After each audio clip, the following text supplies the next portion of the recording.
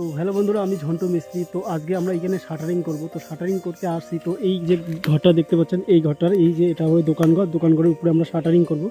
তো এইখানে শাটারিং করে আসার পরে যে এই কাজটা আমরা দেখলাম, তো এইখানে কাজে যে কোথায় ভুল আছে সেই ভুলটা তোমাকে জানিয়ে দেবো, এবং তোমাদের জন্য ভুল না হয় সেইগুলো কাজ করতে। তো কাজ করতে যদি যাও, কাজ করার পরে যদি ভুল হয় এটা কিন্তু অনেক খারাপ। তো মানুষ স্বপ্নের বাড়ি একবারে তৈরি করে, কিন্তু বারবার না। তো পাকা কাজ যেরকম একবার বানায় গেলে সেটা কিন্তু সিমেন্ট দোবারা খুঁজে পাওয়া যায় না, সেটা দোবারা ব্যবহার করার কোনো লাইকও থাকে না।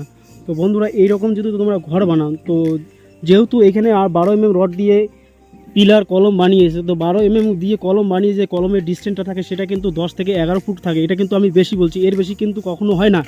যদি তোমরা 16 4 পিস দিয়ে বানান, তো সেটা কিন্তু 12 থেকে 13 ফুট দেওয়া যায়, কিন্তু 13 ফুটের বেশি দেওয়া যায় না। তো এই যে কলমটা আছে, এটা 12 রড দিয়ে কিন্তু এই কলমটা যে আছে এটা কমসে কম 14 ফুট থেকে আপ দিয়েছে। তো বন্ধুরা, কখনো এইরকম দেবেন না। আর তোমরা যদি সাপোর্টিং খুঁটিতে পিলারে সাপোর্টিং খুঁটি দিতে চাও, ব্যবহার করো, তো কমসে কম 12 রড ব্যবহার করুন। কিন্তু 12 রডের নিচে যদি রড ব্যবহার করুন, তো 10 রড ব্যবহার করুন। তো কখনো 8 রড দিয়ে কখনো পিলার হয় না। 8 রড দিয়ে পিলার হয় যেটা বাংলা ঘর, টিনের ঘরে, কিন্তু ছাদের ঘরে কখনো 8 রড কলমে ব্যবহার করা যায় না। তো এইভাবে এইখানে কিন্তু মিস্ত্রিরা 8 রড ব্যবহার করছে। এই যে মাঝখানে যে দেখা যাচ্ছে এই যে কলমটা, এটা কিন্তু 8 রড দিয়ে বলছি। তো বন্ধুরা, তোমাদের শেখানোর জন্য আমাদের ভিডিও বানানো, এবং মালিকরা যদি দেখে থাকে তো তাদের জন্য ঘর এইরকম ভুল না হয়।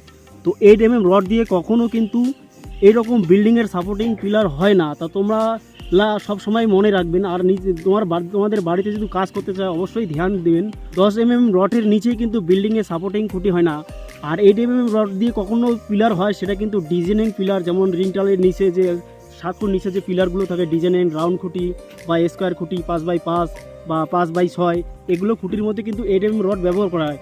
আর এই যে 10x8 পিলারে কখনো 10x8 পিলারে যে কলমের সাইজ, সেখানে কিন্তু 8 রড ব্যবহার করা যায় না। কেননা বিল্ডিংয়ের জন্য কিন্তু চুরি রড হিসাবে কিন্তু আমরা যে রডটা ব্যবহার করি সেটা কিন্তু 8 রড। আর 5.5 যেমন 6 রড কখনো কিন্তু বিল্ডিংয়ে চুরি ব্যবহার হয় না, সেটা কিন্তু আসাম টাইপ ঘর, টিনের চালের ঘর, বা যে কোনো ছোটো মোটো বাউন্ডারি ওয়ালের ঘর। তো এইখানে কিন্তু সমস্ত পিলার, এইখানে দেখো পয়সা ঠিকই চলে গেছে, কিন্তু 200-300 টাকা খরচার জন্যই কিন্তু এইখানে যে ঘরটা আছে সেটা কিন্তু অনেক কিন্তু কমজোর হয়ে গেছে। তো বন্ধুরা, তোমরা এভাবে কখনো কাজ করবেন না। আর সব সময় তোমাদের ভিডিওর মধ্যে আমি বলি দিই যে চারপাশের পাশের খুঁটিগুলো একটু নর্মাল হলে চলে, কিন্তু মাঝের খুঁটি সব থেকে শক্তিশালী হতে লাগে। তো এইখানে দেখেন মাঝের খুঁটি যে আছে সেটা কিন্তু একদম কমজোর দিয়েছে, 8 রড দিয়ে দিয়েছে। তো এটা কখনো দিবেন না। আর মাঝের খুঁটি যদি তোমরা দিতে চাও মাঠে, যেমন আমরা বিল্ডিং সম্বন্ধে কাজ করি, বিল্ডিংয়ে যদি আমরা পাশের খুঁটি পাশের বলতে বিল্ডিংয়ের যে সাইডের খুঁটিগুলো আছে সেইগুলোতে কিন্তু আমরা 4 পিস রড ব্যবহার করি, যেমন 16 4 পিস রড ব্যবহার করি।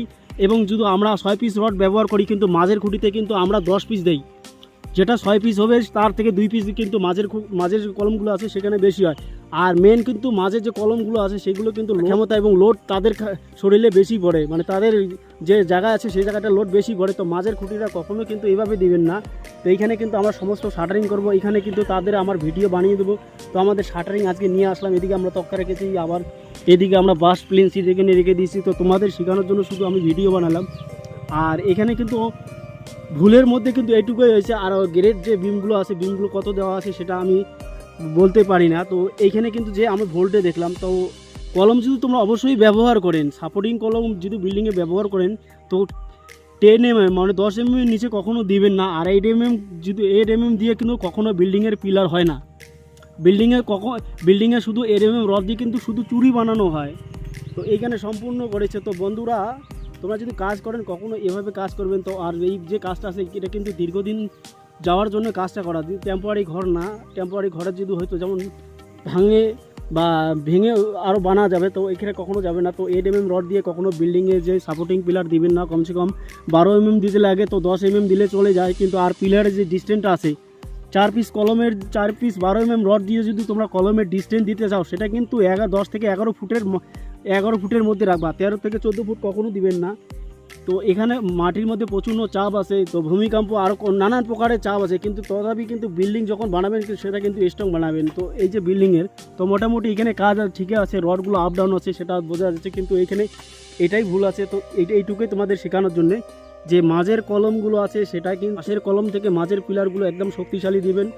আর বিল্ডিংয়ে যদি সাপোর্টিং খুঁটি হিসাবে সাপোর্টিং পিলার যদি ব্যবহার করেন, অবশ্যই কিন্তু 10 নিচের কখনো রড ব্যবহার করবেন না। আর 8mm রড দিয়ে কখনো করবে না। 8mm রড দিয়ে শুধু কিন্তু 8mm বিল্ডিংয়ে চুরির জন্য 8mm রড ব্যবহার করা হয়। আর 10mm আর 8mm তোমরা তো যাতে ছাদে জালির জন্য ব্যবহার হয়, এরা কিন্তু পিলারের কাজে না। তো নিচে কিন্তু 10mm যদি দিতে পারো, সাপোর্টিং খুঁটি হলে 10mm, 12mm দিলে ভালো হয়, কিন্তু 10mm যদি দিতে দাও, কিন্তু 10mm এর নিচে কিন্তু কখনো দেবেন না। তো আজকের ভিডিও এইটুকুই ছিল। তো তোমাদের আবার নেক্সট ভিডিও আসবে, তোমাদের এইখানে যে শাটারিং করবো তো কীভাবে করবো, শাটারিং সহজ পদ্ধতি কীভাবে করতে লাগে, আর শাটারিং কীভাবে মজবুত করতে লাগে, আর এই যে নিচটা ঢালাই হয় না, তার না ঢালাই করে কিন্তু শাটারিং আবার মজবুত করা যায়, তার ভিডিও আসবেই। তো আমি ঝন্টু মিস্ত্রি, তো এইটুকু বলার জন্য তোমাদের ভিডিও বানিয়ে দিলাম। বন্ধুরা সুস্থ থাকো, ভালো থাকো, ভিডিওটা আজকে এখানে শেষ করে দিলাম।